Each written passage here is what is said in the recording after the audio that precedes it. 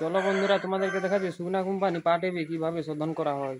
Sugna company পাট AB শোধন করার নিয়ম: পাট এ তোমার নিয়ে নাও 16 ml, তারপরে তোমার জল দাও 18 ml, তারপরে তোমার দাও আবার দাও পাট বি 16 ml, তারপরে তোমার মিক্স করে যেটা হবে সেটাই তোমার শোধন। আর শোধন তোমার লগভগ 20 মিনিট, 20 মিনিট থেকে 30 মিনিট পর্যন্ত রাখো।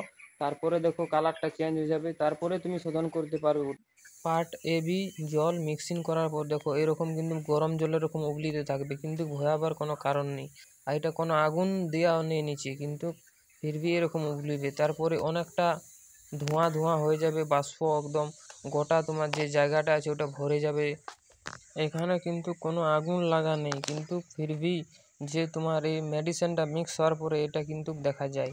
তুমি দেখো ভিতরের দিকে দেখো এটা কোনখান থেকে যাচ্ছে, দেখো তুমি দেখো একদম ভিতর যে এইখানে আমরা মিক্সিং করছি সেইখান থেকে ধোঁয়াটা যাচ্ছে। আর গোটা একদম বাগান তোমার একদম অন্ধকার করে দিয়েছে। মানে এত এর পাওয়ার, অনেকটা পাওয়ারফুল আছে মেডিসিনটা। আর এটা যদি মানুষের নাকে লাগে, মুখে লাগে, তো কিন্তু সর্দি কাশি হয়। 20 মিনিট পর দেখতে এরকম হয়ে যাবে কালারটা, তখন জানবে যে শোধন রেডি হয়ে গেছে। তারপরে তুমি মুরগিকে শোধন করতে পারো। শোধন ঠিক মতো না হলে আমাদের মুরগি কি প্রবলেম দেখা যায়।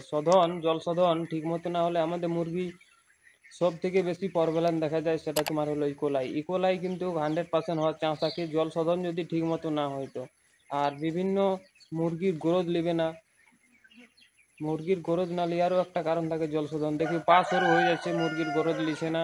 আর পাখা গুজিয়ে যাচ্ছে, কিন্তু পাখি গ্রোথ লিছে না।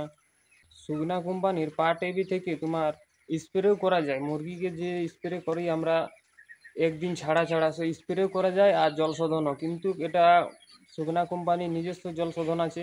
আর অন্যান্য কোম্পানি বিভিন্ন রকমের সেফগার্ড, কেউ অ্যাসিড ইউজ করে, কিন্তু সুগনা কোম্পানি পাট এবি থেকেই শোধন হয়।